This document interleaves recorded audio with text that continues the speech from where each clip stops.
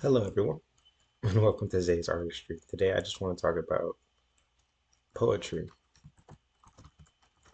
specifically similes.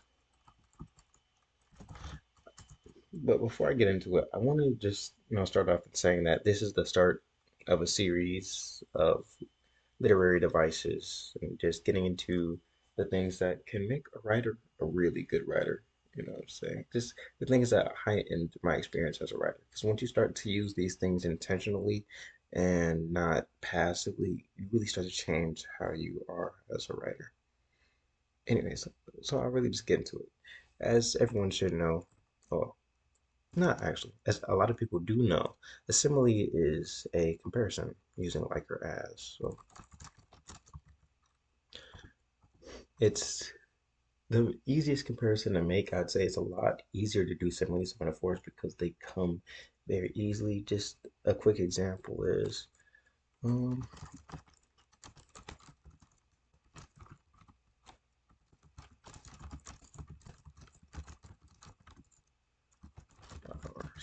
there you go. That's a really quick one. Just every time should be, yeah, it doesn't matter. But just compare a woman to a field of flowers. Another one would be, hmm, let's see,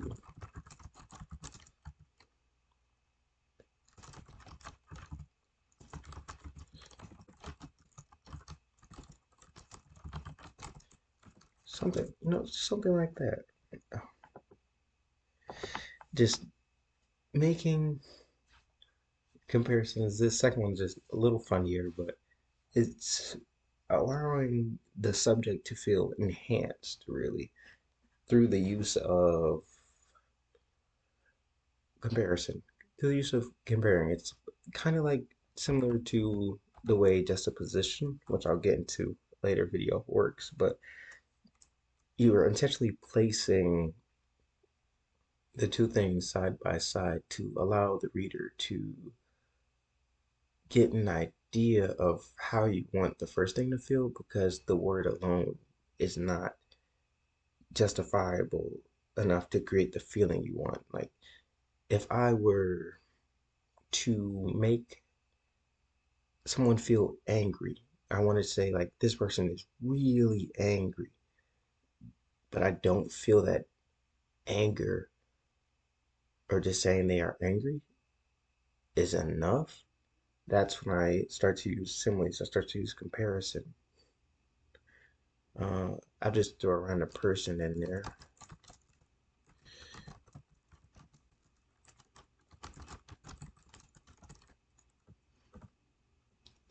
Uh, let's see.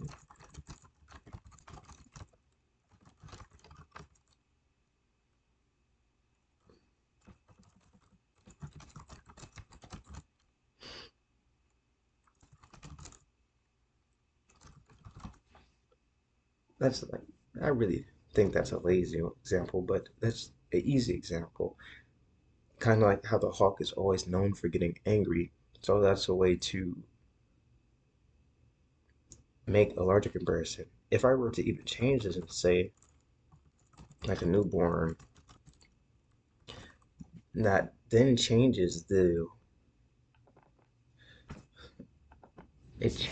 way the fit is thrown. Because if he's throwing it like the hawk, you can see it's more out of anger. It's kind of, you don't see it as so much as childish. But if I'm now comparing Mr. Johnson's fit to a baby, now Mr. Johnson's fit of anger is childish. It doesn't feel as justified in this situation. It feels like he shouldn't be throwing such a fit, you know? It kind of makes him look worse in this scenario. Now, if I were to say anything about similes, is that a lot of people tend to overuse similes. They tend to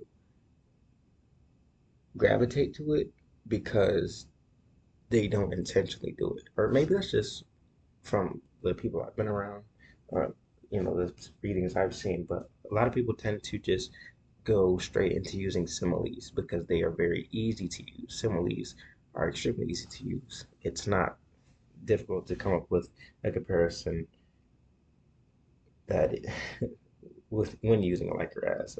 That one's really hard to describe because I've been using them a lot just all my life. Even before I wanted to write, I use a lot of similes because they are sort of a comfort spot for me.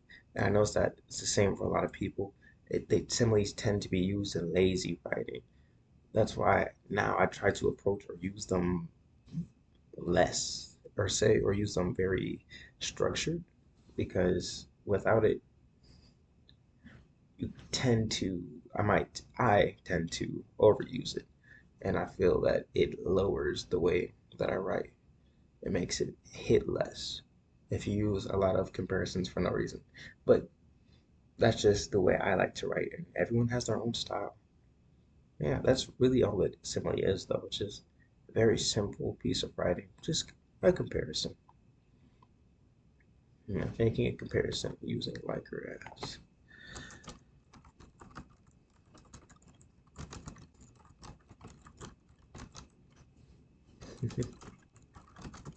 But yeah, that's it for this video. This has been Say's Artistry Poetry Chapter, Writing the World. I'll see you all next time.